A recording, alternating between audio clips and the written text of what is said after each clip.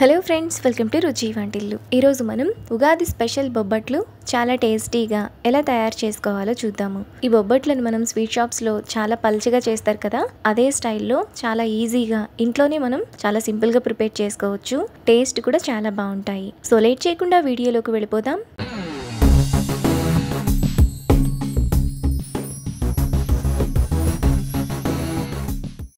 ముందుగా బొబ్బట్లు చేసుకోవడానికి 1 కప్పు పచ్చిశనగపప్పును 2-3 సార్లు బాగా కడిగి 2 గంటల పాటు నీళ్ళల్లో నానబెట్టుకోవాలి.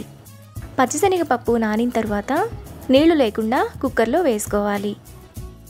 ఇప్పుడు 1.25 కప్పు నీళ్లు పోసుకొని కుక్కర్ మూత విజిల్ పెట్టుకొని 4-5 విజిల్స్ వచ్చేంత వరకు మీడియం ఫ్లేమ్లో ఉడకనివ్వాలి. కుక్కర్ విజిల్స్ వచ్చే లోపల మరొక బౌల్ తీసుకొని అందులో 1.5 కప్పు మైదా, 1/2 టీ స్పూన్ ఉప్పు, కొద్దిగా నీళ్లు పోసుకొని పిండిని కలుపుకోవాలి. నీళ్లను ఒకేసారి పోయకుండా కొద్ది కొద్దిగా పోసుకుంటూ పిండిని కొంచెం చేతికి అంటుకునేలాగా కలుపుకోవాలి. పిండిని ఈ విధంగా కొంచెం స్టిక్కీగా కలుపుకోవాలి. ఇప్పుడు 1 టేబుల్ స్పూన్ ఆయిల్ వేసుకొని ఆయిల్ అంతా పిండిలో కలిసేలా 2-3 నిమిషాల పాటు బాగా కలుపుకోవాలి.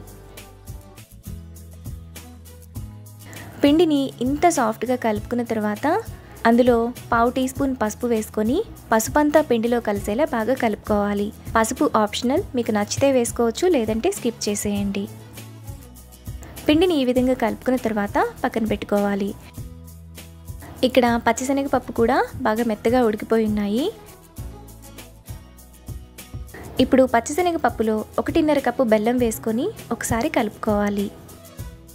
పచ్చిశనగపప్పు ఏ కప్పుతో తీసుకుంటామో బెల్లాన్ని కూడా అదే కప్పుతో తీసుకోవాలి. ఇలా కలుపుకున్న తర్వాత పచ్చిశనగపప్పు బెల్లాన్ని మిక్సీ జార్లోకి వేసుకోవాలి. ఇప్పుడు మూత పెట్టి మెత్తగా మిక్సీ వేసుకోవాలి. పచ్చిశనగపప్పును ఇంత మెత్తగా మిక్సీ వేసుకున్న తర్వాత ముందుగా మనం ఉడికించుకున్న కుక్కర్లో వేసుకోవాలి.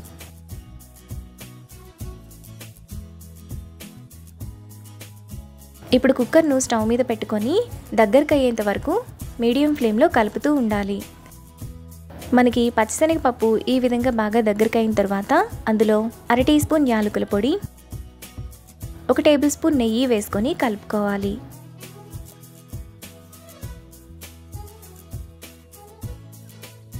ఇలా కలుపుకున్న తర్వాత ఈ పచ్చిశనగపప్పుని పూర్తిగా చల్లారనివ్వాలి. మనకి పచ్చిశనగపప్పు ఈ విధంగా చల్లారిన తర్వాత బాగా గట్టిపడుతుంది. ఇప్పుడు కొద్దిగా పచ్చిశనగపప్పును తీసుకొని చిన్న చిన్న ఉండలుగా చేసుకోవాలి. ఉండలన్నింటినీ ఈ విధంగా చేసుకున్న తర్వాత పక్కన పెట్టుకోవాలి. తరువాత ప్లాస్టిక్ కవర్ మీద కానీ కొద్దిగా ఆయిల్ రాసుకొని ఈ విధంగా స్ప్రెడ్ చేసుకోవాలి. ఇప్పుడు కొద్దిగా మైదాని తీసుకొని ఇక్కడ చూపిస్తున్నట్టు ఈ విధంగా కొంచెం పల్చగా స్ప్రెడ్ చేసుకోవాలి.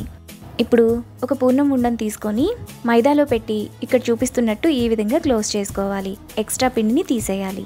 ఇప్పుడు చేతికి కొంచెం ఆయిల్ రాసుకొని ఈ విధంగా ఈవెన్గా స్ప్రెడ్ చేయాలి. మనం మైదాను ఎంత సాఫ్ట్గా కలుపుకుంటే బొబ్బట్టు చేసుకోవడానికి అంత బాగా వస్తుంది. ఇప్పుడు స్టవ్ మీద ప్యాన్ పెట్టుకొని కొద్దిగా నెయ్యి వేసుకోవాలి. తరువాత ముందుగా మనం చేసుకున్న బొబ్బట్టును బటర్ పేపర్ అయితే ఈ విధంగా స్టవ్ మీద పెట్టేసి లాగేస్తే ఈజీగా వచ్చేస్తుంది. ఇప్పుడు కొద్దిగా నెయ్యి వేసుకొని 2 వైపులా కాలనివ్వాలి. బొబ్బట్టు 2 వైపులా కాలిన తర్వాత ప్లేట్లోకి తీసుకోవాలి. అన్ని బొబ్బట్లను కూడా ఇదే ప్రాసెస్లో చేసుకొని ప్లేట్లోకి తీసుకోవాలి. మనకు చాలా టేస్టీగా బొబ్బట్లు రెడీ అయిపోయాయి. ఇవి మనకి స్వీట్ షాప్స్లో ఉన్నట్టు చాలా పల్చగా ఉంటాయి. టేస్ట్ కూడా చాలా బాగుంటాయి. ఈ బొబ్బట్లు మనకు 10 రోజుల వరకు నిల్వ ఉంటాయి. అంతే, ఎంతో సింపుల్గా టేస్టీగా చేసుకునే బొబ్బట్లు రెడీ. ఈ రెసిపీని మీరు కూడా ట్రై చేసి మీకు టేస్ట్ ఎలా కుదిరిందో నాకు కామెంట్స్లో షేర్ చేయండి. ఈ వీడియో కనుక మీకు నచ్చినట్లయితే లైక్ చేసి, షేర్ చేసి, సబ్స్క్రైబ్ చేయండి.